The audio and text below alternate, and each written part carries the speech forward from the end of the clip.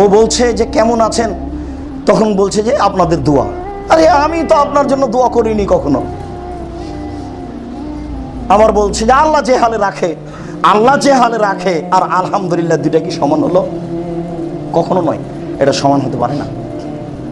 আবু মুসা আশআরী রাদিয়াল্লাহু তাআলা আনহু বলেন, রাসূল সাল্লাল্লাহু আলাইহি সাল্লামের সাথে আমরা একদা ছিলাম। কুন্না মা রাসূলিল্লাহ সাল্লাল্লাহু আলাইহি ওয়াসাল্লাম ফি সাফারিন, আমরা রাসূলের সাথে একদা এক সফরে ছিলাম।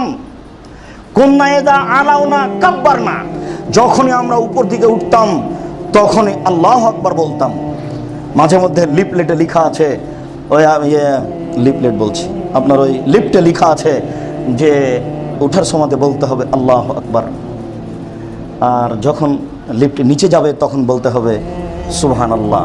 কথা ঠিক আছে, কিন্তু ইসলামিক হাসপাতালের মাঝে মধ্যে ঘরে গায়ে লেখা আছে দোয়া খাওয়ার দোয়া, কি ঔষধ খাওয়ার দোয়া হচ্ছে আল্লাহুম্মা শাফি, আল্লাহ শাফি।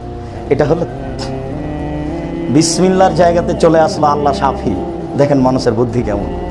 ওটাও ঠিক আছে, আপনি এই যেটা আপনার এতে আছে লিফটে আছে সেটা আপনি বলেন, বলা তো অভ্যাসই হন।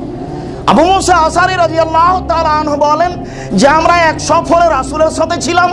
এজা আলাউনা কাব্বারনা, যখনই আমরা উঁচু স্থানে উঠতাম টিলাই, তখনই আমরা বলতাম আল্লাহু আকবার।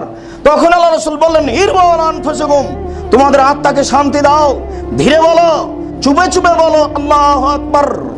ইন্নাকুম লা তাদুনা আসাম্মা ওয়ালা গায়েব, নিশ্চয় তোমরা যাকে ডাকো বধির নয়, তোমরা যাকে ডাকো অন্ধ নয়। তাদুনা সামিয়াম বাসীরা কারিবা, তোমরা যাকে ডাকো সর্বশ্রোতা, তোমরা যাকে ডাকো সর্বদ্রষ্টা, তোমরা যাকে ডাকো সে অতীব নিকটে। জোরে বলছো কেন?